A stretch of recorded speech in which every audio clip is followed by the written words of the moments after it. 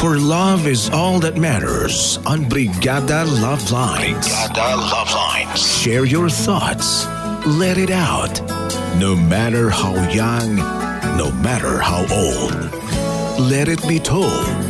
On Brigada Love Lines. Brigada Love Lines. Live now. Live now. On Brigada News FM. Brigada Love Lines. Brigada Love Lines. May mga problema na minsan nahihirapan kang hanapan ng kasagutan. Mga tanong na puso lang ang makakasagot at mga sagot na puso lang ang nakakaintindi. Pakinggan ang mga kwento at mga storya ng buhay dito sa Brigada Love Lines. Brigada Love Lines. Brigada Love Lines. Brigada Love Lines.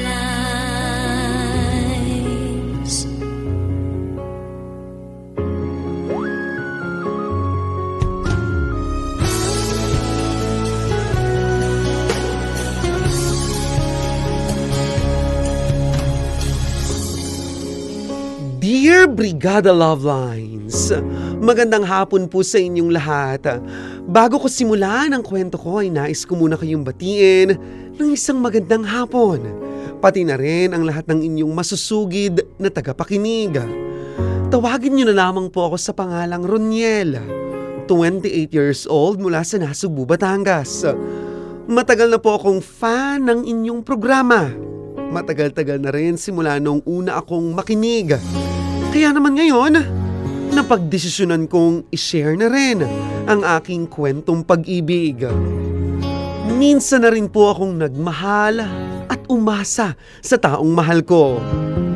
Ang mahirap kasi sa pagmamahal na iyon, kaibigan ko siya. At noong mga oras na yun, Brigada Love Lines, hindi man lang ako nagkaroon ng pagkakataon para sabihin sa kaibigan kong si Thea na gusto ko siya. Bakit? Kasi naman, may boyfriend po siya, Brigada Love Lines. At ang boyfriend niya ay matalik ko ring kaibigan.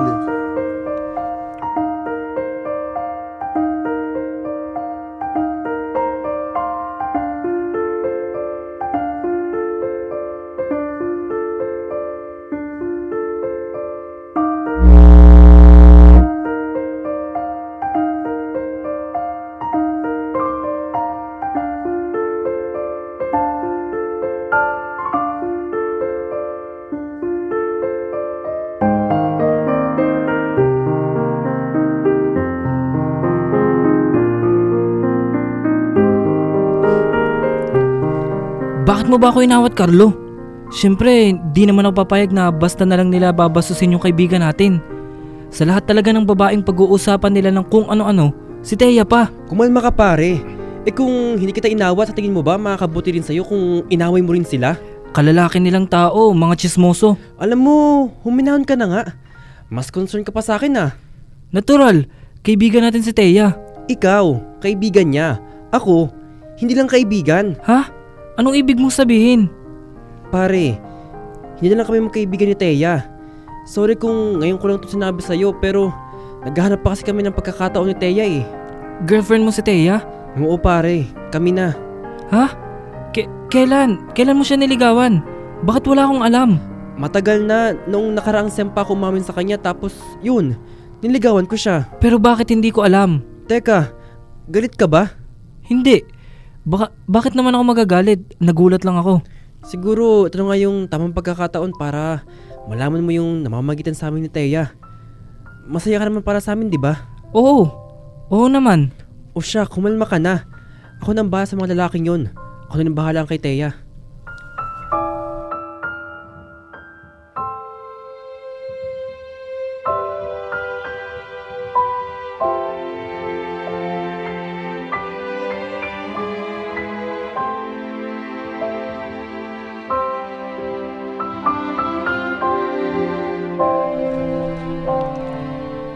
Kayo na pala ni Carlo. Hindi man lang kayo nagsasabi sa akin. Ako tong pinakamalapit niyong kaibigan. Sorry na. Huwag ka na magtampo. Balak naman talaga naming sabihin kaso nahihiya rin kami. Bakit naman kayo mahihiya? Kasi nga, parang tinago namin. Pero hindi naman talaga namin intensyon na itago sa'yo. At saka wala pa rin namang ibang nakakaalam. Ilang buwan na ba kayo ni Carlo? 3 months pa lang. Kumusta naman kayo? Nakita mo ba talaga na magiging boyfriend mo yung isa sa pinakamatalik mong kaibigan? Actually, hindi. Pero siguro ganun nga talaga. Hindi mo na lang namamalayan na nahuhulog ka na pala sa kanya. So, mahal mo siya? Oo naman. Pero teka, masaya ka ba para sa amin? Oo. Siyempre, kaibigan ko kayo eh. Ang sama ko namang kaibigan kung hindi ako magiging masaya para sa inyo. Sana nga magtagal kayo. Huwag niyong sasaktan ng isa't isa ha.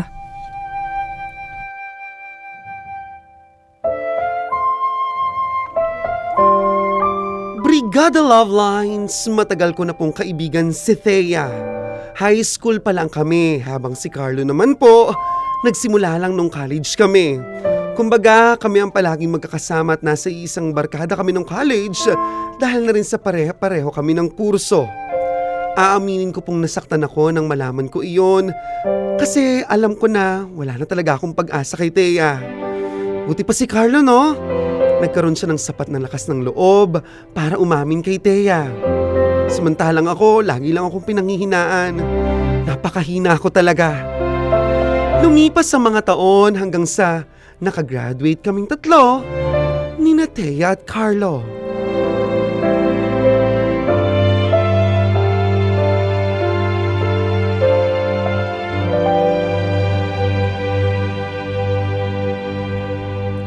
Roniel!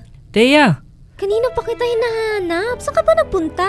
Nagpicture lang kami ni na mama at papa dun sa likod. Kaya naman pala hindi kita makita. Siya nga pala. Congrats, Mr. Cum Laude! Sa'yo rin. Congrats, Miss Cum Laude. Halika, lapit ka sa akin. Picture tayo. O sige. Smile ka ha. Selfie to. 1, 2, 3. Ayan! Ang cute natin, no? Cute ka naman talaga eh. So, ano palang plano mo ngayong graduate na tayo? Ano pa? Siyempre, magtatrabaho. Saan naman? Kung saan may magandang opportunity. Ikaw ba? Saan mo balak mag-apply? Actually, hindi pa ako magtatrabaho. Baka kasi mag-masters ako. Pero hindi rito sa Pilipinas, baka sa Singapore. Kasi sabi ng tita ko na resident doon, siya raw ang bahala sa akin. So, pupunta ka ng ibang bansa? Seryoso ka ba? Oo, alam mo naman 'di ba na gusto ko pa talagang mag-aral. Bakit sa ibang bansa pa? May magandang opportunity eh. Kung gusto mo sumama ka, mag-masters ka rin doon. Akala mo naman. Ganun lang kasimple yun. Siyempre hindi no. Hindi kasi yan ang priority ko ngayon. Kailangan ko nang magtrabaho para naman matulungan ko si mama. At saka sa pag-aaral sa kapatid ko. Sayang naman. Magkakasama pa rin sana tayong 3. 3? Oo. Sabi kasi ni Carlo, aayusin niya rin daw yung papers niya para masamahan niya ako. Sigurado ba kayo dyan? Oo naman. Malay mo, doon na rin kami makapagtrabaho. Sa bagay. Mag-iingat kayong dalawa dun ah. Basta, wag niyo akong kakalimutan. Sira, syempre hindi no. Ikaw pa ba? Sa lahat ng kaibigan ko, ikaw yung hindi ko makakalimutan no. The best ka para sa akin. Yan ka na naman eh. Ikaw tong babae pero ikaw tong magaling mambola. Ikaw kaya? Thea. May sasabihin nga pala ako sa'yo. Ano yun? Ikaw may paganyan-ganyan ka na ha. Huwag na nga lang. Next time na lang. Ikaw kasi, biglang ang seryoso mo. Ano ba kasi yun? Wala nga. Next time na lang. Kahit na may kaba, kakausapin ko pa. Natuloy si Thea at si Carlo papunta noon ng Singapore. Bago iyon, inisip ko pa talaga kung aamin ba ako kay Thea bago siya umalis. Pero hindi ko na rin nagawang umamin. Siguro dahil alam ko naman talagang wala akong pag-asa.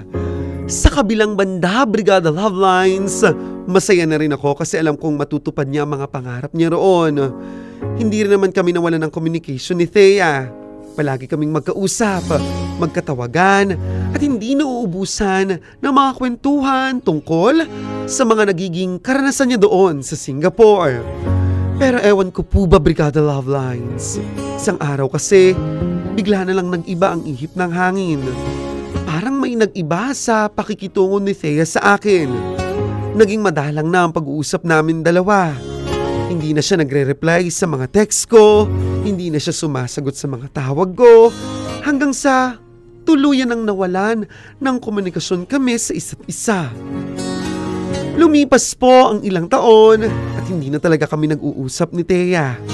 Malungkot yon para sa akin. Friends pa rin naman kami Brigada Loveline sa Facebook. Pero ang hindi ko kinaya ay noong i-unfollow niya ako sa Instagram. Sobra po ang pag-overthink ko that time. Hindi ko alam kung may ginawa ba akong mali sa kanya. Sinubukan ko pa siyang i-message sa huling pagkakataon, pati si Carlo. Pero ni isa, hindi na talaga sila nag-reply sa akin. Eventually, Brigada Lovelines, no choice ako kundi ang mag-move on. Inilaan ko na lang ang buhay ko sa pagtatrabaho hanggang isang araw.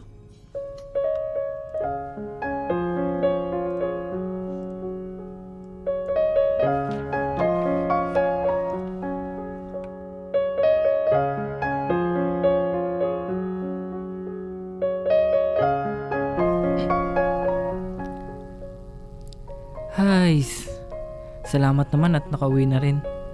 Grabing traffic na naman. Ganito na lang siguro talaga palagi ang buhay ko. Trabaho, bahay. Trabaho, bahay. Walang bago. Sandali lang.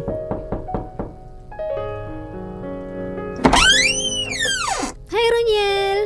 Teya, kailan ka pa bumalik? At saka, bakit ka narito? Noong nakaraang linggo pa ako umuwi. May aasikasuhin lang ako kaya nandito ako sa Pilipinas.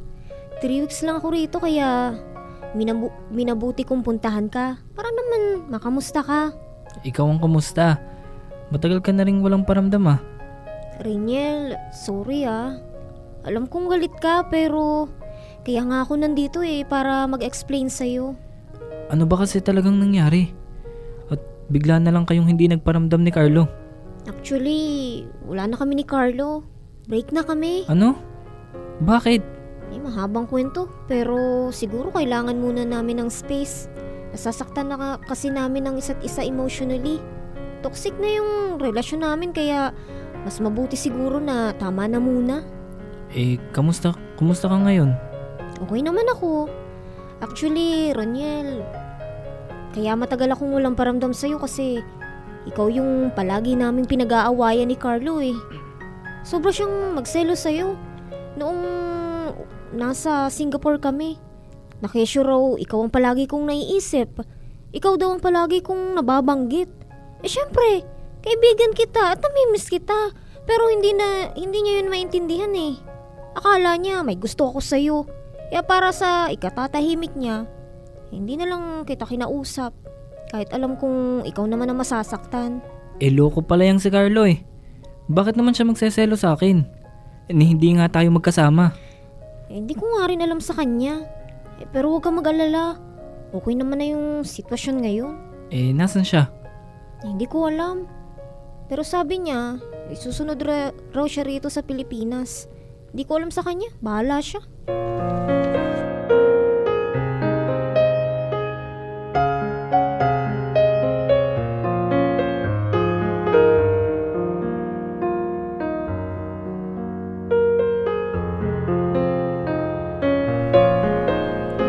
Ano Teya? Kaya mo pa ba? Oo, bigyan mo pa akong beer. Kaya ko pa yan. Lasing ka na Ayan mo na. Kailangan ko to ngayon. O siya, basta mamaya kapag nakatulog ka na sa sobrang kalasingan, ihahatid na lang kita sa inyo. Roniel, kumusta ka na nga pala? Okay naman. Puro trabaho. Wala ka pa rin girlfriend? Wala. Alam mo, sobra talaga kitang na-miss Kung alam ko lang, miss na miss ko na talaga ang kaibigan ko. Teya, alam mo ba? Matagal na akong may gustong sabihin sa'yo. Siguro ito na yung tamang panahon para malaman mo. Ano ba yun? Siguro mas maiging ngayon ko sabihin para bukas hindi mo maalala kasi lasing ka naman Anong lasing ka dyan? Pustahan pa tayo, maalala ko to bukas. Teya, mahal kita. Mahal? Mahal din naman kita. Teya, hindi lang bilang kaibigan. Higit pa sa isang kaibigan. Mahal kita noon pa. Bakit ngayon mo lang sinasabi? Naunahan ako ni Carlo eh. Alangan naman na agawin kita noon sa kanya. Magkaibigan din kami ni Carlo, kaya hindi ko yun kayang gawin. Totoo ba? Oo nga, mahal sabi kita eh. Pero Roniel, mahal ko pa rin si Carlo eh. At ikaw, kaibigan lang talaga ang turing ko sa'yo. Sana maintindihan mo yun. Ibig mong sabihin, wala pa rin akong pag-asa sa'yo? Hindi naman sa ganun, pero sana maintindihan mo na. Kakagaling ko lang sa breakup. Hindi pa ako handa. At kung magiging handa man ako siguro ulit, si Carlo pa rin yung mamahalin ko. Mahal ko pa rin siya, Roniel. Sorry. Di sinadyang mahulog sa'yo. Akala ko po talaga ay may pag-asa na ako kay Thea. Akala ko magiging kami na at ako naman ang papapasukin niya sa puso niya. Pero hindi pa rin pala. Si Carlo pa rin daw ang mahal ni Thea at ako, kaibigan niya lang talaga. Masakit palang malaman, Brigada Lovelines, ang katotohanan. Masakit, lalo pa, at sa isang babae mo lang naman ibinubuhos ang lahat ng pagmamahal mo.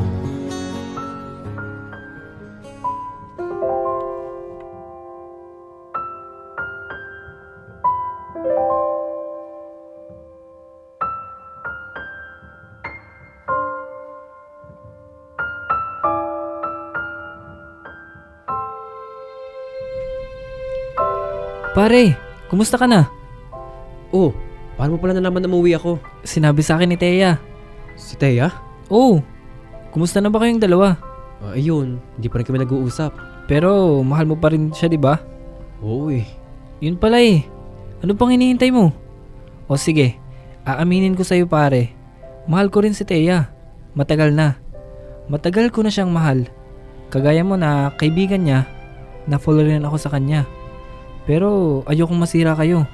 Kaya hindi ako meksena. Kaya kung ano man ang hindi nyo pagkakaintindihan ngayon, ayusin mo. Ikaw ang lalaki, di ba? Ayusin mo. Suyuin mo siya. Pare, nasasaktan si Teya na hindi kayo maayos. Kaya please, magbalikan na kayo. Alam mo bang ikaw pa ating hinahanap niya sa Singapore? Ikaw ang bukang bibig niya? Oo, alam ko. Nabanggit niya rin sa akin. Pero pare, baliw ka ba? Bakit ka naman magseselo sa akin? Hindi pa ako nasisiraan ng bait para guluhin ang pagkakaibigan natin. Kaya please, sinasabi ko sa'yo, puntahan mo na si Teya at magbalikan na kayo. Ano bang sabi niya? Hinihintay ka lang niya. Hinihintay ka lang niya, Carlo, at saka ikaw pa rin ang mahal niya. Pero bakit niya ako tinulak palayo? Aba, hindi ko na alam yun. At makukuha mo lang ang sagot kung mag-uusap na kayong dalawa. Salamat pare ah. Bakit ka nagpapasalamat? Saka ka na magpasalamat kapag nakapag-usap na kayo ni Teya. Isang tanong, isang sagot nga tayo. Mahal mo pa ba si Teya? Oo, mahal ko pa rin siya. Yun naman pala eh. Sige na.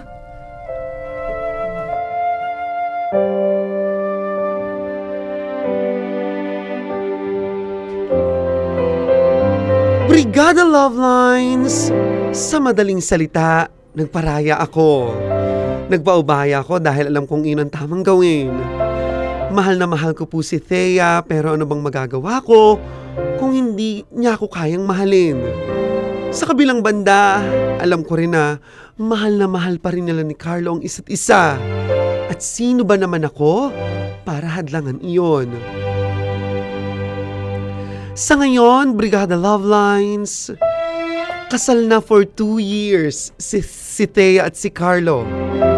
Sa Singapore na rin sila nanirahan at may isa na silang anak. Ako naman, nandito pa rin ako sa Pilipinas. Isa pa ring marangal na empleyado at hanggang ngayon, wala pa rin pong nagmamay-ari dito sa puso ko. Brigada Lovelines, Masaya po ako para sa mga kaibigan ko. Masaya ako na nagkatuluyan sila. Alam ko rin naman na balang araw, may babaeng para sa akin. Hanggang dito na lamang, Brigada Love Lines. Brigada yours, Roniel. Makatok sa aking pintuan, muling naghahanap